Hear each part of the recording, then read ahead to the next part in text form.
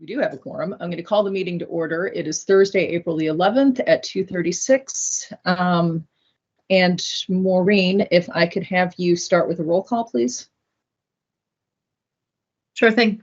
Thank you. Kimberly Gleason, Sorry, here. Mohammed Job,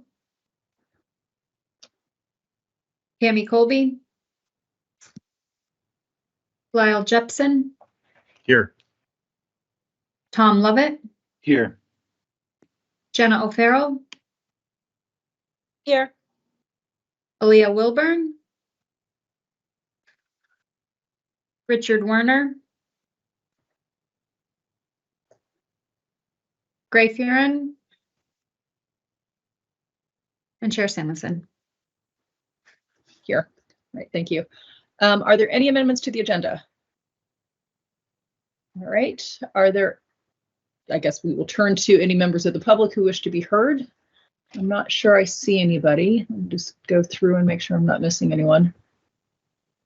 I don't see anyone.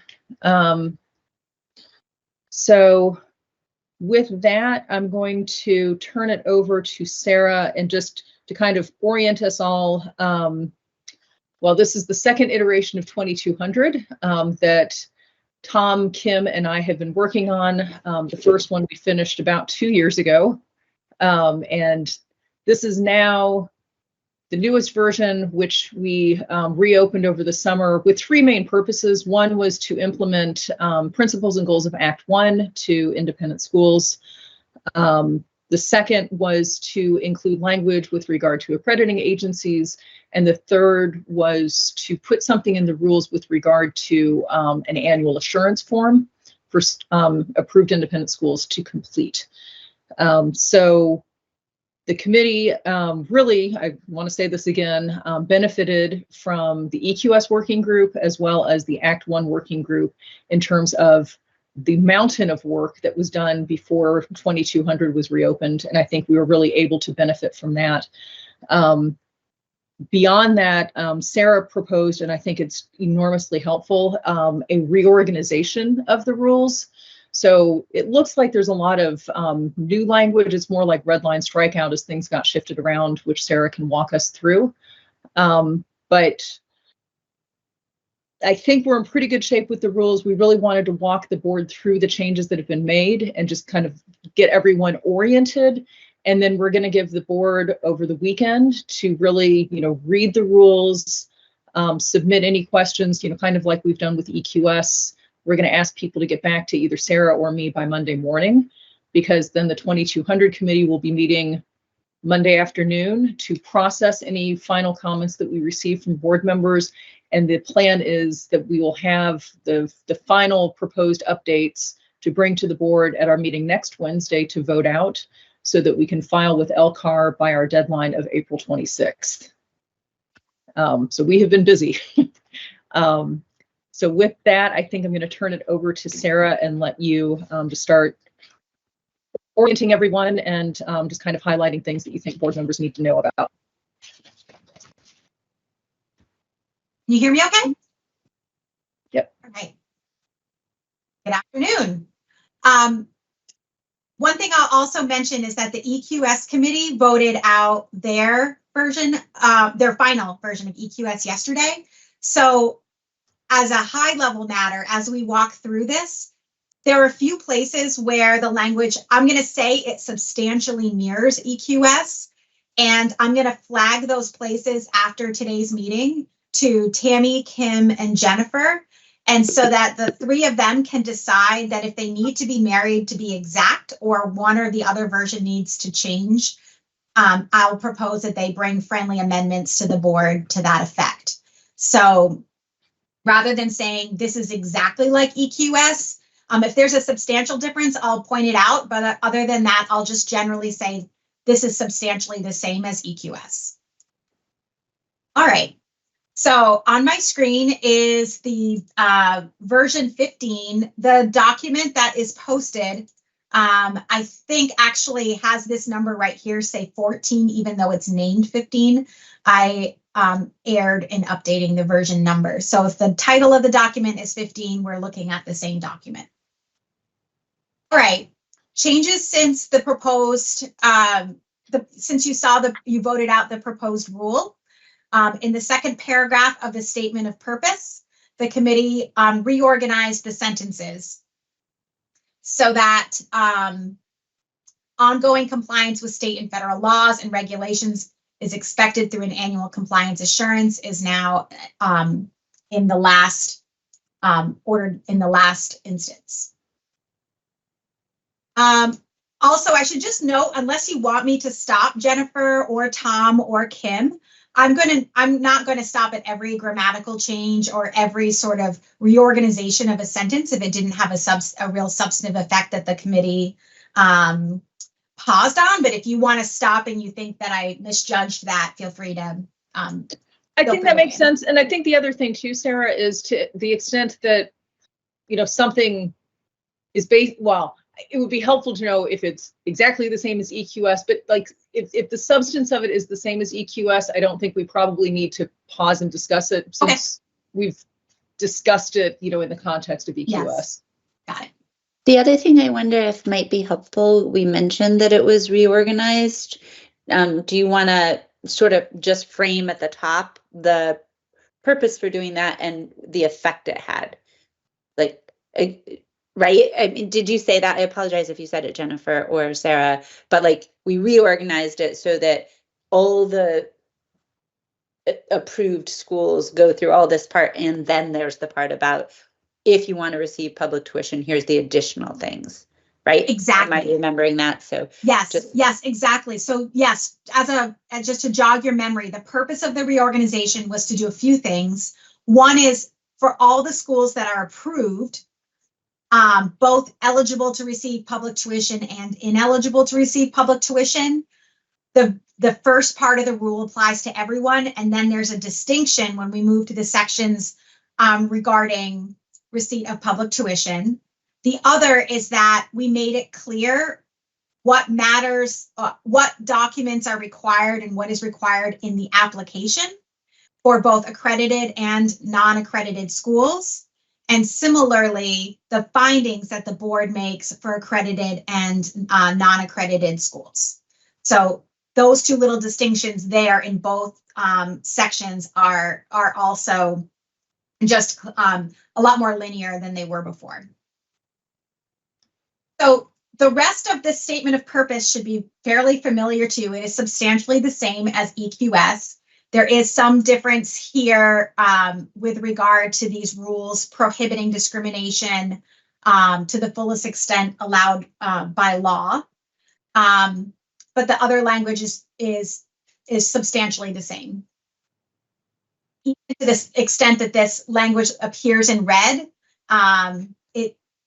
it came from EQS. So this is what I'm pointing to here is that the last sentence of this paragraph stated that there are a variety of protected classes, that their non-discriminatory protections were of value to the board, and that it would be contrary to the board's intent that all students experience equitable, anti-racist, culturally responsive, anti-discriminatory, and inclusive learning environments, if any of those were violated. I'm moving into the definition section. So I'm just going to keep scrolling through, and I'll just say anti-discriminatory, anti-racist, those words match everything in EQS. In general, the comments around the definition section, we did have comment that inquired as to why the 2200 committee didn't have all of the same definitions as EQS. The committee considered that comment and decided that any definition that was used in the rule would be included in this in the definition section here for 2200. If it wasn't already either substantially or substantively defined in law, or it wasn't necessary to be defined. So an example of being necessary to be defined would be career technical education in this instance, because they believe everybody knows what career technical education means. So anti-racist, approved independent school, approved school board, CAST, civic and community engagement. I'm going to keep scrolling. These are all defined and match what is defined in EQS. Only one that may be reconciled in perhaps in a friendly amendment would be some tailoring of this last sentence of restorative practices, just to clarify that restorative approaches, practices, and processes, that not any of those things shall remove from a school or lessen to any degree its responsibility to investigate, call out, or name discipline behaviors that violate the agency's policy for prevention of harassment, hazing, and bullying. So that will be one that I think after this meeting, Jennifer, Tammy, and Kim will discuss whether it needs to stay in one and not in the other, or if both of them need to have either the definition that's currently in EQS or the wording that is now in 2200.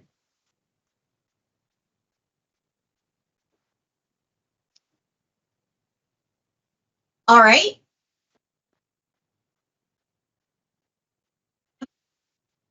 And now I'm just going to begin with the meat of the rules. We clarified that to be eligible for public, to receive public tuition, schools must meet the requirements of Section 2229, as noted earlier when Kim was referencing the logic in the reorganization. 2229 is sort of the line in the rules, where if you're below that line, the rules generally apply to all approved schools. If you're on the other side of that line, the rules apply to approved schools who receive, who've been approved to receive public funding. The non-discrimination requirements also largely mirror mirror EQS. They're not exactly the same, but they're substantively the same. The non-discrimination statement and policy has been broken into two pieces. The first is requiring schools, it is the same, that schools must still approve and maintain a statement of non-discrimination that complies with, and is not just consistent with, but complies with the Vermont Public Accommodations Act and Fair Employment Practices Act. But it must also abide by this non-discrimination statement. In policy, the organizations now also have to have a policy that describes how they are going to comply with their own non-discrimination statement. And it's the policy that has sort of the action, the to-do item here for the school. Each approved school will be required to maintain, follow, and distribute this policy to students and families of enrolled or prospective students or the student's education support team. The committee took great time and care in determining what scope of parties would need to have access to that policy. Moving forward at a fast pace, because there are no substantive changes in the next section. In the section, let me scroll up to the top, the heading, financial capacity, solvency, and stability. The committee received comment that requested that approved schools be required to adhere to generally accepted accounting principles. And we discussed whether or not the board had the statutory authority to require that. It doesn't, it's my view that the board doesn't have that power to be able to do that. But the committee opted to include a provision here that said that approved schools are encouraged to employ the generally accepted accounting principles. Moving ahead. The committee received comment about the absence of the word needs-based professional learning in the definitions. So that sparked an investigation into why we hadn't mentioned it in the rules. So there is now a definition, and there is the use of the term needs-based professional learning in the section that requires schools to have an adequate program of continuing professional staff development to include needs-based professional learning. This section around instructional strategies mirrors EQS exactly. Curriculum content. This largely mirrors, at least this first part, largely mirrors the content, though not the wording and the way that it's structured per se, but the content of what is generally required of curriculum is embodied here. And so I'll just read it out loud because it is a little bit difficult to pull together. All approved schools shall enable students to engage annually in rigorous, relevant, and comprehensive learning opportunities that are socially and culturally responsive and that allow them to demonstrate proficiency in the curriculum delivered. Knowledge of diverse cultures, languages, and perspectives shall be incorporated into learning and curriculum design, including connecting students' life experiences and ways of learning that help students to both access rigorous curriculum and to develop higher order thinking skills. The course of study offered shall be age and ability appropriate and adequate to meet the educational purposes of the school. That was that sentence is not in EQS. That was a carry forward sentence that was reworded just because it was very awkward in its previous iteration. Curriculum shall be equitable, anti-racist, culturally responsive, anti-discriminatory, inclusive, and accessible to students and families, and shall include ethnic and social equity studies. I'll flag there that this is, as the committee voted it out, EQS made a few minor adjustments to similar language in EQS yesterday. And so I think what will happen is, like I mentioned before, the committee chairs will put their heads together and come up with a recommendation on whether the language should mirror one another or if it should remain separate.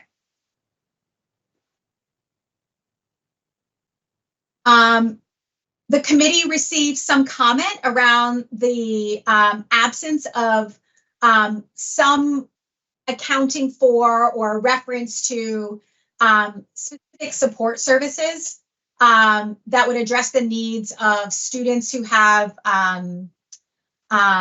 various disabilities or need to access information in different ways.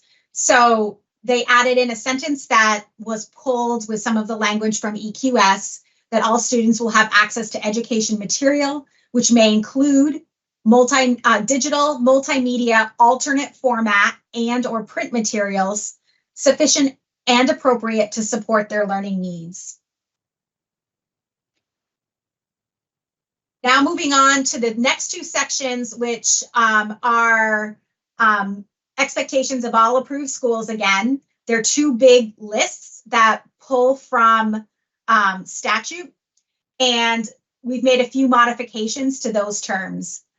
One is the requirement that all approved independent schools, as well as public schools, are required to maintain a comprehensive plan for responding to student discipline and misbehavior under 16 VSA 1161A. Previously, there was some language that further described what was in 1161A, including that it was addressing student behavior, language, classroom attendance, clothing, and treatment of property. 1161A was changed by the legislature in the last two years, and it is rather substantial. Those changes related to how schools need to respond to disruptive behavior, alternative education settings, how they notify parents when students have instances of misbehavior or discipline, and school response to threats of bombs and weapons. So there are many categories, and we contemplated whether or not we needed to spell those out a little bit more. The committee opted just for the general reference to the statute, thinking that to spell it out more might put a future board in the same position of having to update it continuously if the legislature changes that section again.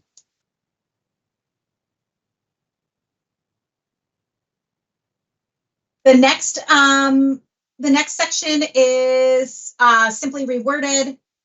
This was dual enrollment. That was grammatical changes.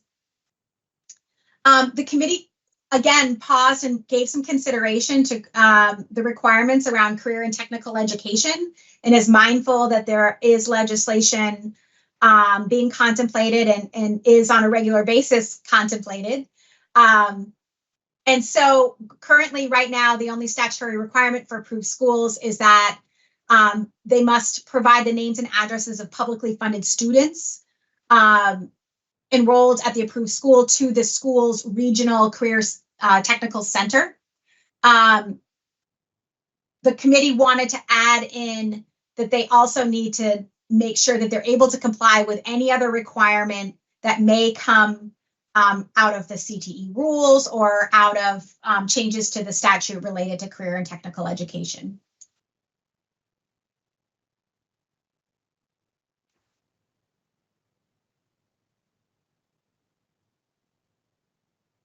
All right. This next section was also largely updated. This is with regard to record maintenance and retention. This was also largely updated in EQS. Much of this language is the same, except for, in this case, we've added in number 5. So if you were to read what is in red here, you would see the substance of it in the very beginning of EQS around a record retention requirement, except that you wouldn't see number 5, and they aren't bulleted out. By the time we got to number 5, it needed to read a little bit differently for 2200 because they were more numerous. And so let me tell you about number 5. Number 5 says that schools must adopt a policy related to record maintenance and retention that provides a method by which academic records of any former student is promptly and securely transferred to a subsequent school that the student becomes enrolled in upon the request of the student or their legal guardian without placing any condition on the release of such record. The issue that the committee is trying to solve here is an instance where a school may withhold a record because someone hasn't paid their bill when a student transfers to a different school. And the agency reported that they were having some difficulty in helping to facilitate that transition and said that adding this into the rule would be very helpful. So there was no objection that we heard. And we found that this same provision does apply to public schools naturally as well. This change at the very end of this section is the same as EQS. And the only important change in the different versions that we've seen is that education records has a specific meaning in FERPA. And so in referring to an education record and comparing it to an academic record, particularly noting that it is not the same, we just made the sentence a little bit more general.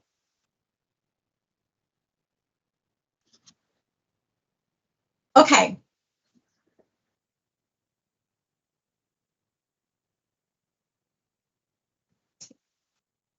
There we go. So let me just walk through the changes. Let me just walk through the annual compliance assurance process right now. I don't know. I think what I'll do, because it has changed substantially and it is new since the previous rule. I'll tell you what is required now. And then Jennifer, Tom, or Kim, if you want to help point out to other committee members what has changed specifically that you think they need to know, that will be helpful, because I think there's enough that's changed. It might be helpful just to know what it is. So now every year on or before February 15th, each school must assure that it continues to comply with applicable requirements of this rule. The way that they do that is by completing a form that the agency prepares in consultation with the board. So that's an important thing that has remained and that we've spent some time talking about It provides an opportunity for the agency to work with the board and ensure that that any matter that is of great interest to the board may be included in that year's form if you feel like you need to emphasize and find assurances of compliance. The compliance list is extremely long, as you probably know, and so you're anticipating some flexibility in altering and presenting that form, possibly as needed on a year-to-year basis. The form will be prepared in an electronic way, an electronic form. Schools will be notified by a direct email and by the agency posting it on their website. The default setting is that the form is due on February 15th, and the agency will email the form and post it and make it publicly known by January 15th. That gives 30 days of notice to the schools to have them complete the form. However, this also anticipates that there may be a later date for one reason or another. So the agency may announce that, say, for example, this year the form is going to be due on April 1st. You'll need to provide 30 days notice before it's due. So the form still needs to be done annually. There's a default timeline, but if there is a need for that timeline to shift over time because the February 15, January 15 isn't workable, there's a flexibility to do that without opening up the rules again. A form will must include some specific provisions. It needs to specifically assure that the school complies with non-discrimination provisions, and for any of the schools receiving public tuition, provisions related to that, including enrollment and the any assurances around special education, procedures for ensuring that the provision of special education services, all of the after 2229 pieces are part of the annual assurance. Also, the form will require schools to now disclose if they've had any alleged complaint regarding a violation of non-discrimination provision of law or these rules and its status. It doesn't say that they have to hand over the complaint itself or the subject matter, but they need to disclose whether or not there have been complaints and whether it's been resolved or it's being investigated, if it's been referred. The agency then will review it and either certify to the board that there are no complaints or that any of the pending complaints have been referred to the appropriate authority. And if that referral has not happened yet, the agency then is sort of inserted and directed at that point to make those appropriate referrals. The form will be submitted electronically. And one of the changes that has been made now collapses the timeline a little bit.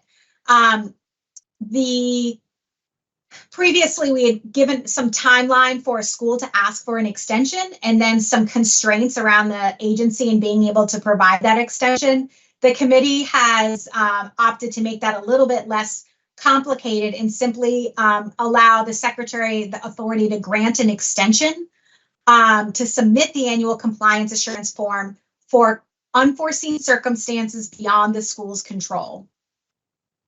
So that will be a case-by-case determination. The consequences of not completing the form are that they then become out of compliance with the rules. The secretary promptly notifies the board, and then the board is required to offer a due process hearing. So the board may have an opportunity to offer that hearing to the school. And then after the hearing, the board may decide to revoke, suspend, or impose conditions on the school's approval status, including its ability to receive public tuition. So that gives the board a lot of latitude to look at the individual circumstances of why the school didn't complete that requirement on time, whether it was administrative, whether there's something more to the matter that is of deeper concern to the board, and any other matters that might come forward in a hearing. Previously, I think you will remember, and I'll point this out because it is significant, and comment was received on this. Previously, I and others who have assisted in reviewing these rules had advised that we thought an investigation may be required under the statute, but I think upon further review and research, it seems clear that all that is required is the opportunity for a hearing. So this allows you to move a little bit faster than was initially indicated in the proposed rules. And I think that is satisfactory to commenters, and it seemed that it was satisfactory to the committee as well. And as part of the transition provisions, the VISA, the Vermont Independent School Association, had requested some deadlines so that as this new requirement becomes implemented, there's some predictability and some guidelines for how the actual work of implementing it will go. So the agency is required to develop and publish the forms to comply with this section by January of this year, and it needs to deliver an online training and written guidance so that the schools know what it is they're supposed to do. This is sort of balancing out what might be perceived as some high stakes deadlines with the ability to know exactly what they need to do and eliminate possibility for administrative error. All right.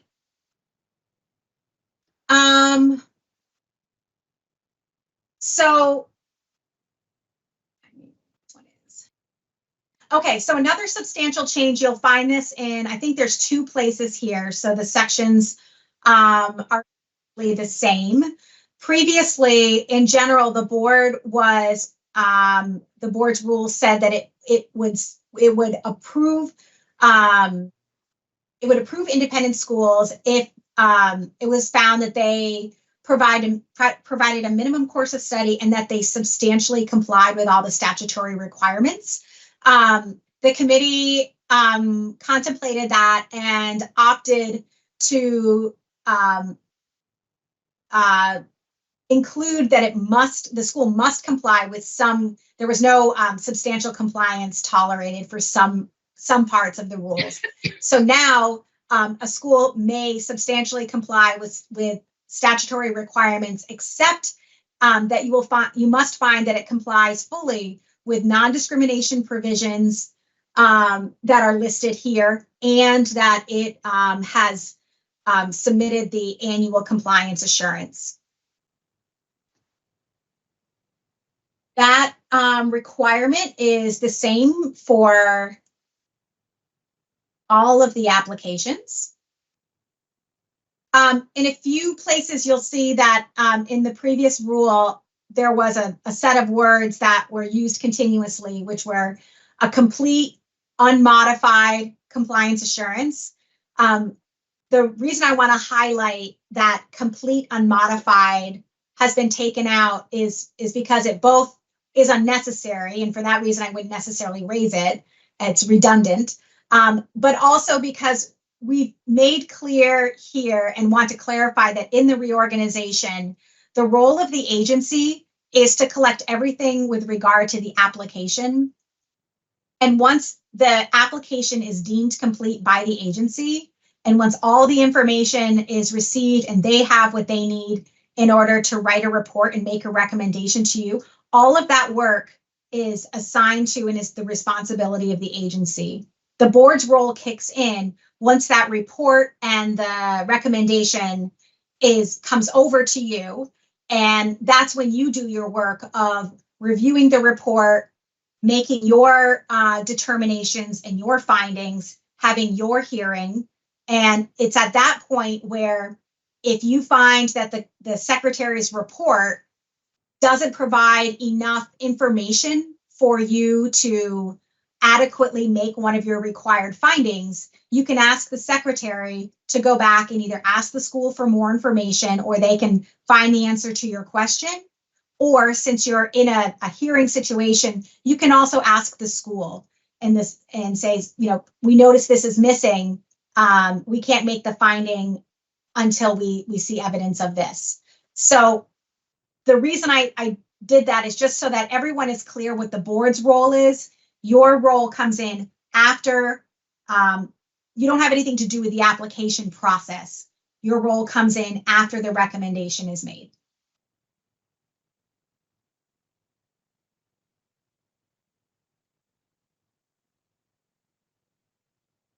To a comment I made earlier, the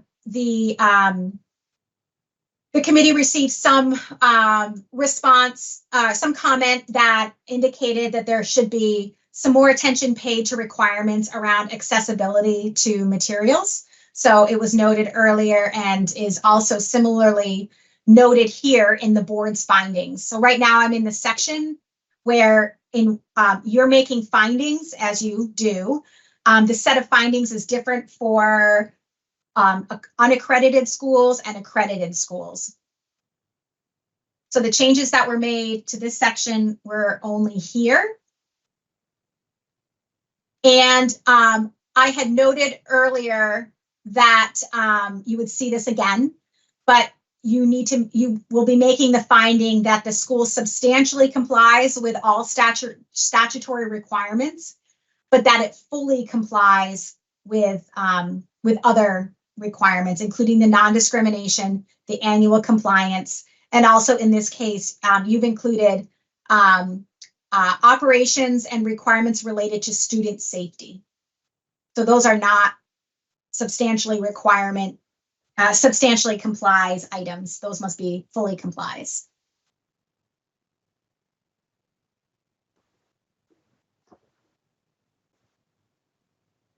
Great. Sorry, some of this is still green from our meeting.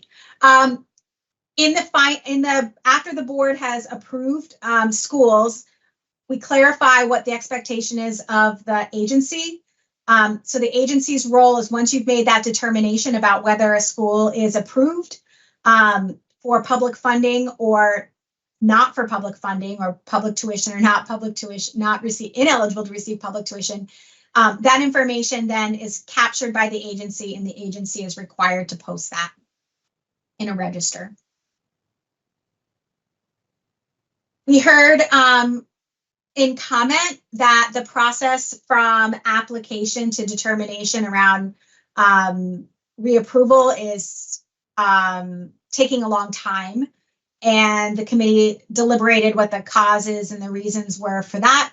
And the outcome was a clarifying sentence here that that the agency will conduct its review, issue its report, and make its recommendations to the board in a timely manner.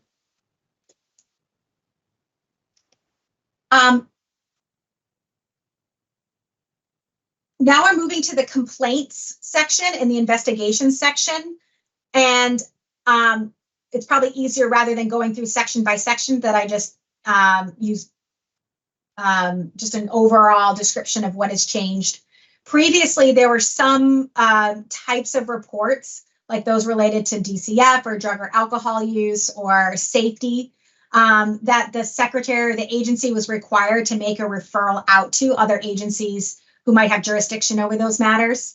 The committee opted to make clear that if there are reports related to violations of non-discrimination laws, the agency should follow the same protocol. So the HRC is a good example of an entity that may, in some cases, with regard to non-discrimination or allegations of discrimination, that the HRC might be the appropriate entity to conduct an investigation.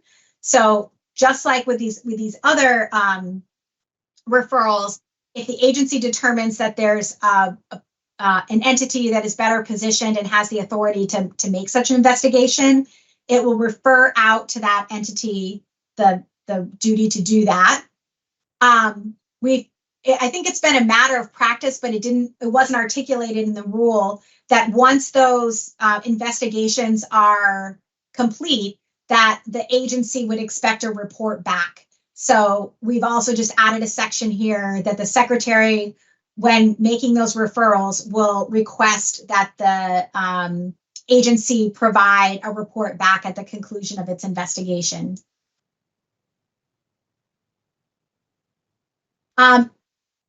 We also added the word prompt, simply to emphasize that we recognize that there was a complaint, not a complaint, a concern around the possibility that investigations may take a long time. And so we just reiterated that the expectation is that this process happen as quickly as possible.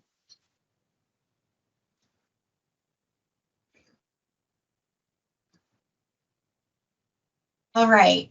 So just as a reminder, when the matters come back to the secretary will review either the report from the agency that had referred the matter out to, or if it's an investigation that they had, that the agency had conducted itself, it will look at the results of that report from its investigation committee, and then it will determine whether or not the board, the secretary would recommend if the board needs to take some action to revoke, suspend, or impose a condition on the status of the school. So they'll come to the board, they'll make that recommendation, you'll have the information and the justification and the reason from the secretary, and then you'll have your due process hearing and make that determination. In an instance, we did add this section here, and I'll read it out loud because this contemplates that now that we've made it quite clear that for matters related to discrimination or discrimination complaints, that those would be referred out. We understand there may be some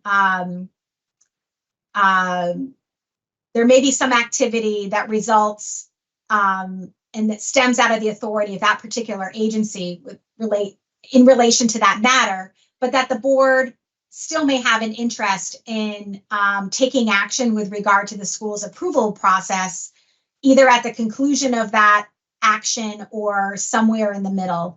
And so we've worked carefully to craft the following language. If a court of competent jurisdiction or a federal or state agency determines after investigation that there are reasonable grounds to believe that a school has discriminated against a student or employee in violation of federal or state law, the board may hold a due process hearing to determine if the school's conduct objectively and substantially undermined or detracted from or interfered with a student's educational performance or access to school resources. If the school makes such a finding, it may revoke, suspend, or impose conditions on the status of the school, including its ability to receive public funds.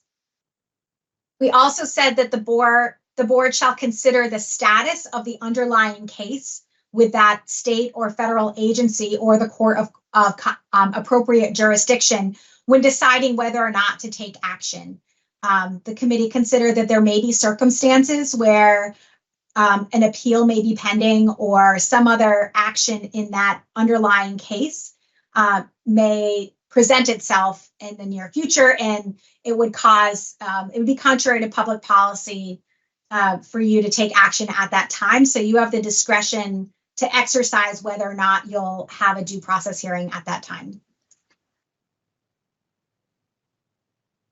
The board received comment from Visa that asked that it not move forward with the recommendation that there are criteria for recognized agencies and that you have an approval process, but rather name two entities, NEASC and ASNE, as the accrediting agencies.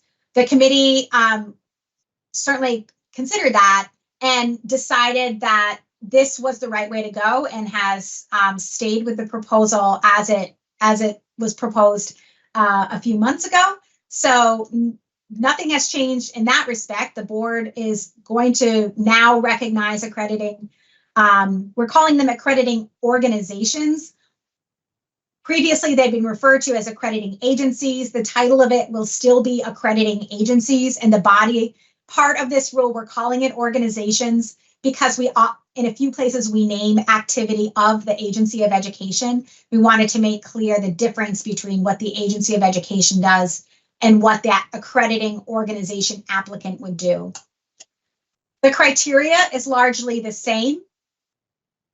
At the end, we did take out one phrase.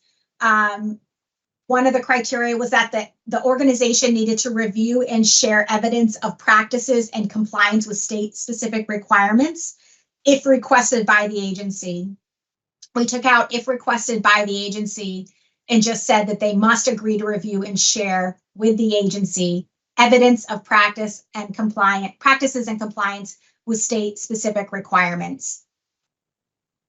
We also clarified that while the board is going to be responsible for receiving those applications to become an accrediting agency, the agency of education itself still does have the role of, maintaining the website and doing the administrative work related to that function. Because of the time frame that we're in right now, the committee was a little concerned that this wouldn't be up and running by July 1. And so in order to give some time for accrediting agencies to get applications in and for the board to act, the board has extended the time frame for the current status quo until September 1 of 2024. So this last sentence basically says whatever is in place with whatever accrediting agencies are recognized by the board as of April 1st of this year will be maintained through September 1st. Now we're getting to, we're almost to the part where we're considered below the line, where we're talking about schools. We're only talking about schools that have been approved for public tuition, but there was a consideration here that we wanted to make clear that if a school's approval status is suspended or suspended is the accurate term in this case, I think, that no tuition will be paid if the school's approval status has been suspended. So that might be a situation where you've moved right to the annual compliance assurance. They failed to submit it. You have a hearing. You've made a determination that you're going to suspend the school's approval for 60 days until they get some piece of paperwork in. And so this sort of contemplates that if there is a situation where the board places conditions on the approval status of the school, that it connects with the likelihood that you will, after a hearing, have the ability to make those decisions, and that tuition may not be paid even if their approval status still remains. All right. Now we are at the section of the rule that relates to schools that have been approved for public tuition. And we've reviewed the enrollment provision and made a modification here. We've said that each approved independent school shall maintain, follow, and distribute to prospective students, their families, or members of the student's educational team a written enrollment policy. And then the requirements of what must be included in the enrollment policy have largely been unchanged, or remain unchanged.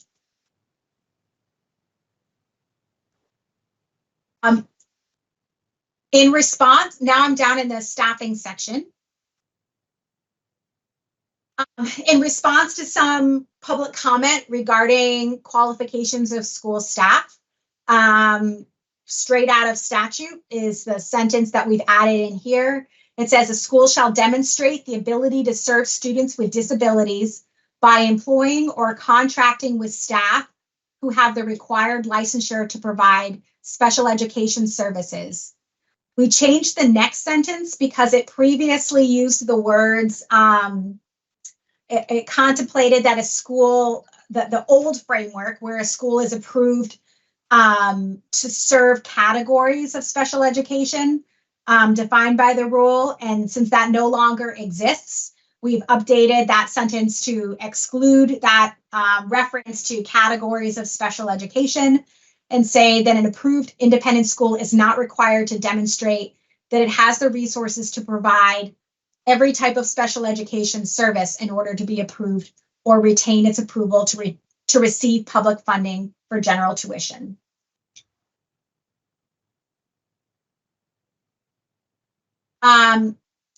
Committee heard some other comment. Oh, I'm sorry, one other comment right up here. We wanted to ensure that schools know that when they're approved, they're expected to participate when needed or required in dispute resolution, either per federal law, state law, or the board's rules. If you don't remember, you have your own set of special education rules and they have a dispute resolution provision in them. The committee heard comment that there is, and you committee, please correct me if I mischaracterized or missummarized the comment, but I think the concern was that the LEAs, that some LEAs or the role of the LEA is could be clarified more, and that it needs to be more prominent, or it needs to be understood to be more prominent and central, and identifying its responsibility in the delivery of special education services. And one of the ways that the committee addressed that is to make clear that the LEA is responsible for ensuring that the IEP, I'll probably take out the word plan because I think it's just called an IEP, is created.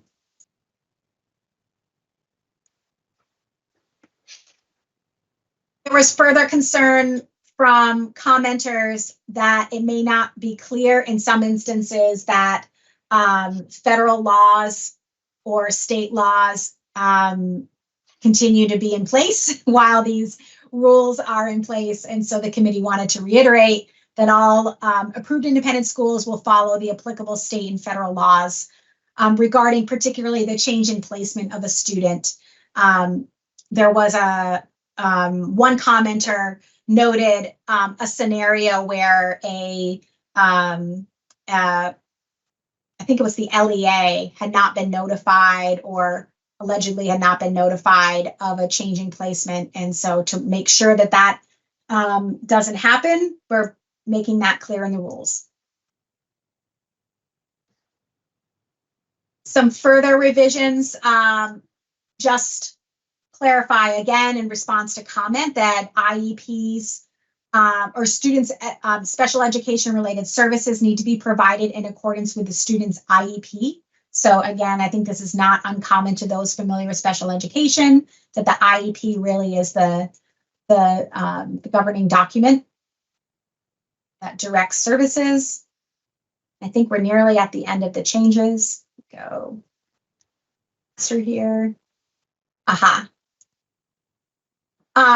There was further comment about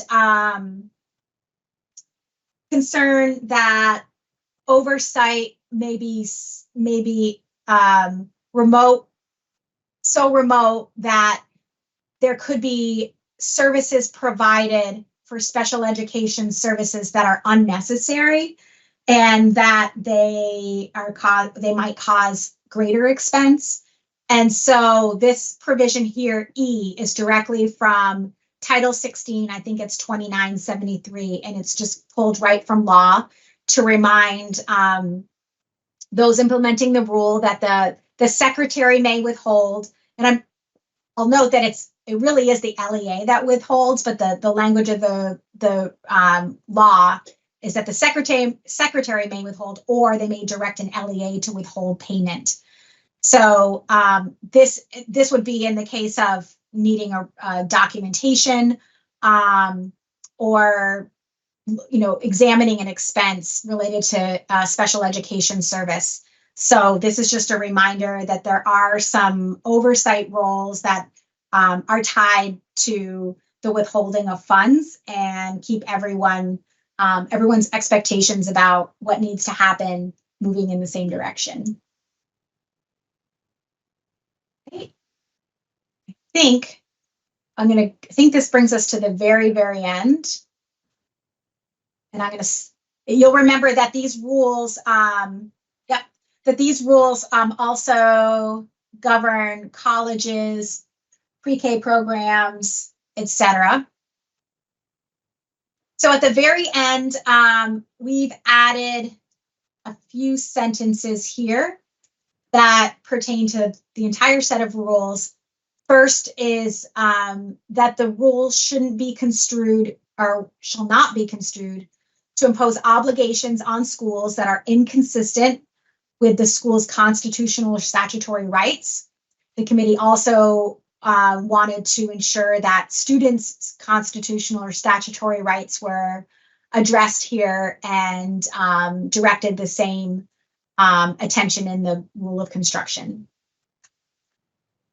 In EQS, the board, or the EQS committee, had received comment from the Superintendent's Association that spoke to the need for some simplicity in effective dates, and requested that July 1, 2025 be the effective date for EQS. So as you recall from the walkthrough, whenever we did that a few weeks ago, that's the implementation date for EQS. Here, the committee looked at some of the differences, and whether there were some pressing needs to make some of these provisions effective sooner. And so they've opted, or are proposing to the board for its approval, that the effective date is July 1st of this year, presuming we get through LCAR, which we should. We're on track. But the effective date would be July 1 of 2024, except for the sections that are related to the implementation of Act 1, which in these rules would be the instructional strategies and the curriculum content. Those would follow in the same timeline as EQS and be effective on July 1, 2025. It became a little bit complicated to pull out every single place in each section where it might align with EQS, for example, definitions. So I just want to be transparent that there are some definitions that will go into effect earlier than they will with EQS, but I don't think that with our examination, it won't really have any substantive effect on the execution of either set of rules. So when considering the July 1, 2024 deadline, the committee remembered that this accreditation process is new and needed a little bit of extra time. That's why you saw up in the section around recognizing accrediting agencies that there's a 2-month grace period. So I'm going to have a sip of tea here and hand that back over to you, Jennifer, Tom, Kim, and whoever else wants to speak. Sure. Well, that was a good hour of talking, so sip away. Sarah, thank you so much, both for really guiding the committee through all of these changes, and as Sarah did with the EQS committee, she was really, really good at sort of fielding questions, doing research, both on things that committee members thought to ask her to track down, as well as just kind of noticing things that needed to be tightened up and bringing this to the committee's attention. So I really appreciate that. And, I think these rules have been updated in a very thoughtful and comprehensive manner. So as proposed, I mean, of course, this is now for the board to discuss, and, we would take other board members' comments and suggestions with the hope that we will have the rules in final form and be able to vote them out next Wednesday. So just wanted to thanks, Sarah. And then also I will just say, as always, Maureen and Suzanne, I think it's mostly been Maureen recently, are the unsung heroes in all of this, providing the backbone to allowing our meetings to continue, especially when they run 2.5 hours late. So thank you. So with that, I don't know if board members have any questions about anything in particular, or if there are things that you want us to track down, or if you don't understand, we can discuss. So I'll just open the floor.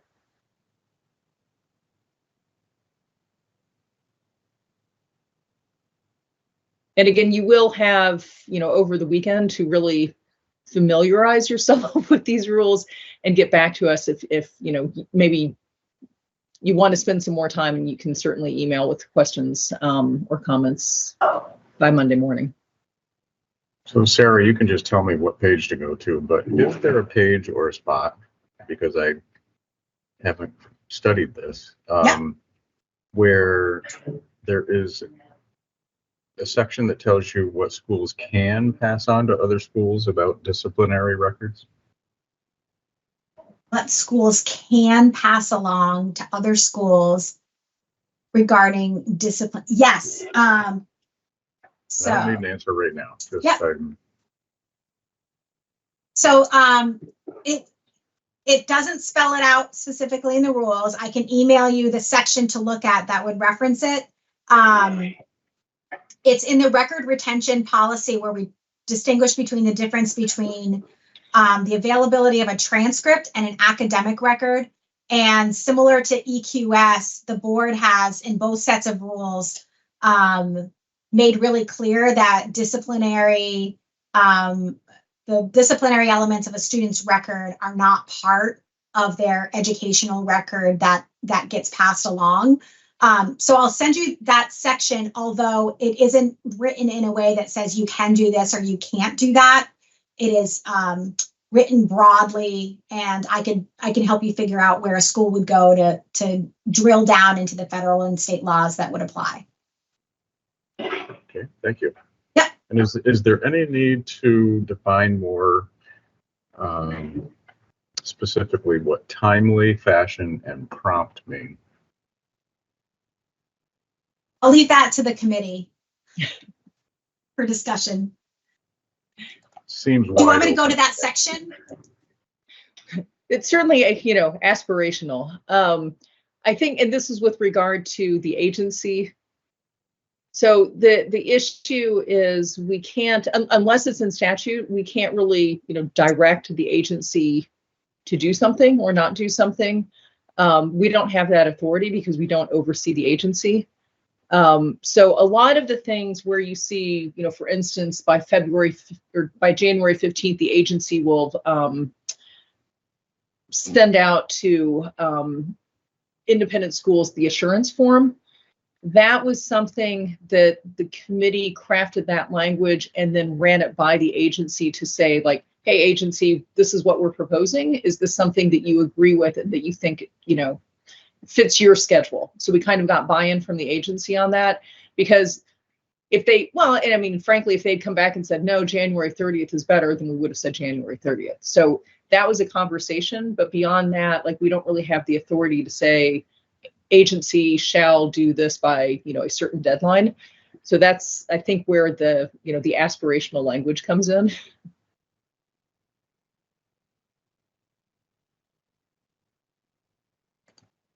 Thank you. But if you have suggestions, we are all ears. I just think prompt for some people is different than prompt for others. So Yeah. But I also recognize there needs to be some leeway. So because things like floods happen or something else that you have to weigh. So There are timelines that you probably, I know, Lyle, you're aware of these, but with hazing, harassment, and bullying policies, there are timelines actually written into statute. That's obviously at the district and superintendent level. I think the committee, in trying to also mirror the same urgency, in wanting attention to any matter that might be related to discrimination. Wanted to point that out, but is a little bit constrained in its authority to be as prescriptive as the legislature has been in that particular area with the policy and directing the schools. So, I think that's an area of fine conversation, not just in how it plays out for schools, but in any other implementation of matters of such high level of importance to the state.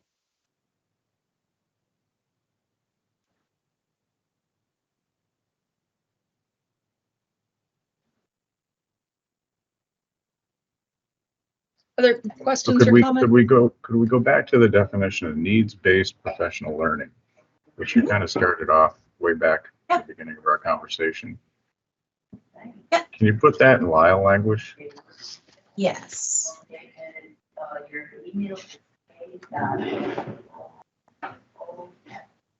Here.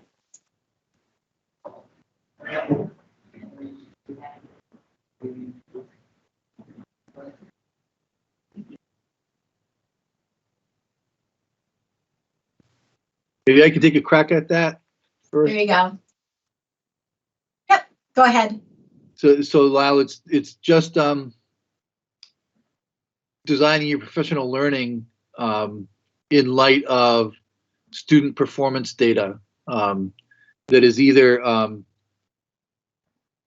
and larger picture organizational data of how the school is doing on certain measures. So not just student academic performance, but also behavioral data, incidents of certain types throughout the school year, and then training staff based on that data.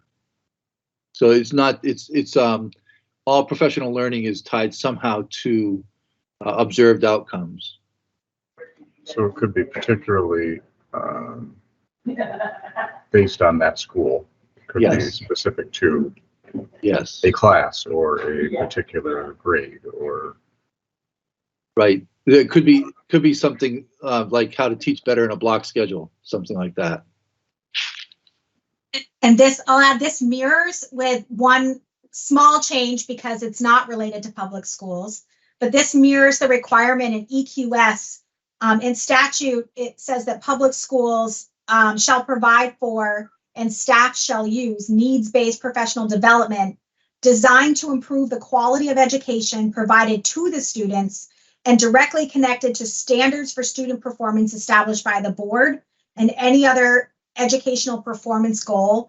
So to know that it came from a requirement that public schools orient their professional development to reflect both their strategic plans and their school plans and their annual, sort of annual reports.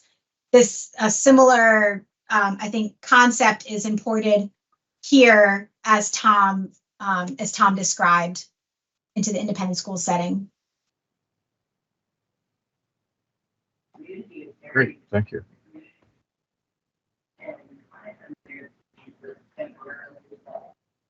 Is there reference within the document to a requirement for teachers to be trained in restorative practices?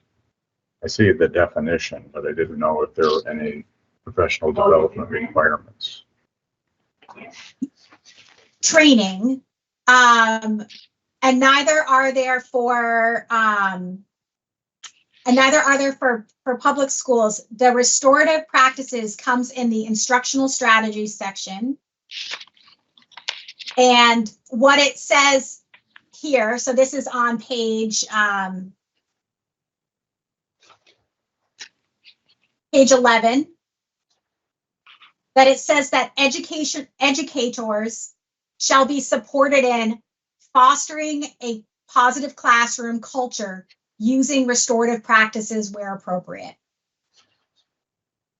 So I'll now scroll up to the lead-in language, but this is where that phrase appears: fostering a positive classroom culture using restorative practices where appropriate.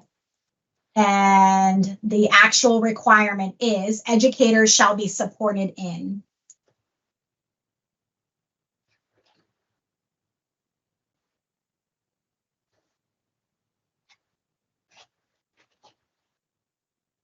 Great, thank you.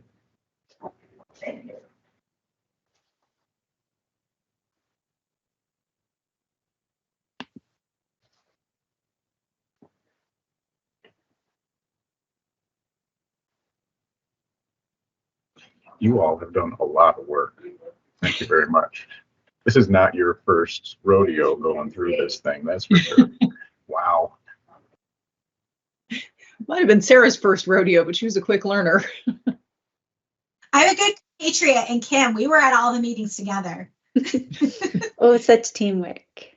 There were many days where we like had a meeting and then the next one started in 5 minutes, so we could both call on it, you know, like, hey, she's gonna Go be to the late. bathroom. We need to go to the Take a bathroom. break. Tea.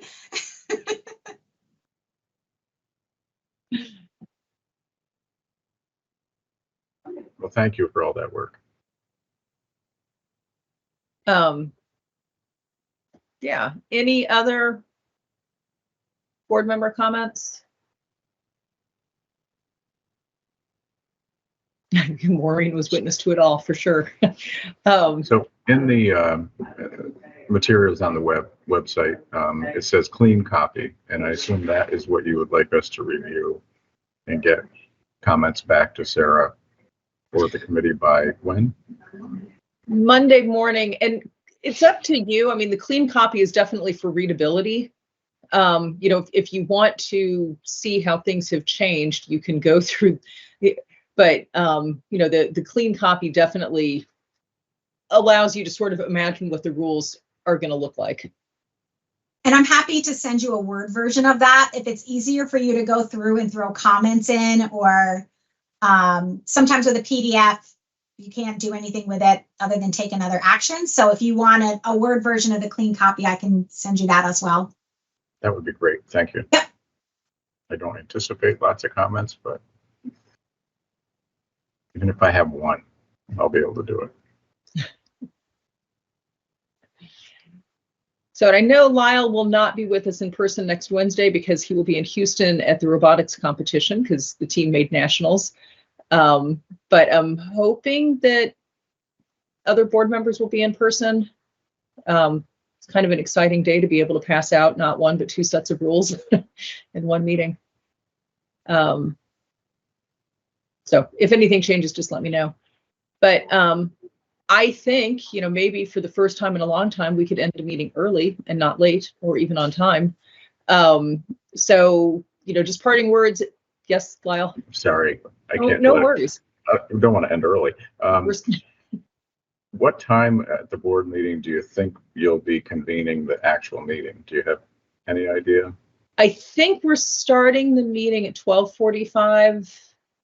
And this will be kind of early to midway through. We're still finalizing the agenda, but that should come out tomorrow. Do you, Thank you. Jennifer, I had said I would do the roles and responsibilities sort of high level, just pull that out. I will try to do that before tomorrow. If we just even give it a 10-minute or whatever it is, I'm thinking we could maybe chart the rules so we could see them and our statutory responsibilities or something. I just haven't done it yet. Well, but I know they're talking about. Realize, like, you've been up till like 2:30 in the morning sending emails. So sorry. Timestamps.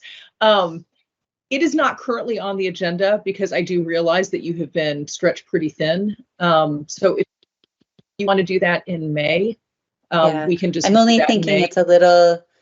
It might be given the conversation around rules valuable to even have it. So maybe it's just something, if I get it done for next week, I can point to it, board members can have it. We could unpack it a little differently if we want to, maybe in May. But I would, it's been on my radar as something that seems important, and it seems each time you guys have to testify, there's sort of not real clarity maybe on sort of the full all of our work. I know you keep trying, but I think it's probably helpful for us too. And so I'm just saying it out loud, so I'll get to it before Wednesday. I'm well, thank sorry. I No, know. and I mean, like, I realize that you were nice enough to offer to do it, and I do I mean, you're sitting on both committees, so I am Yeah, quite aware that you've been pretty busy recently. just a little. Yeah. So whatever And happens, you were saying, do we expect that we'll have a tour or something? I mapped it. It's about 4 hours from Grand Isle. So, oh my gosh, yeah. yeah. So yes, there's a tour. What I know, the tour starts at 10:45. It's supposed to last for an hour. Lunch is at 11:45. Lasts for an hour. Meeting starts at 12:45. Okay. So I it hope would to be get there for the lovely. tour. I'll try. But of course, I mean, 4 hours is 4 hours. Yeah. So those are just kind of like the different breaks. Yeah, no, that's okay. I saw our invite come through for 10:45, but I heard you mention 12:45, so I was not unclear. Okay. Yeah. Great. Yeah. All right. Anyone else? Everyone knows what they need to be doing. And then the 2200 committee will be meeting next Monday afternoon just to make one final pass through, and then we should have a clean copy ready to go for Wednesday. So, all right. Well, if there is nothing further, I will entertain a motion to adjourn. Moved by Kim, seconded by Tom. Any discussion? Hearing none. All those in favor of adjourning, please raise your hand and signify by saying aye. Aye. Aye. Aye. Aye. All those opposed, please raise your hand and signify by saying nay. Any abstentions? Hearing none, it is unanimous and we stand in adjournment. Thank you guys all so much for taking the time this afternoon.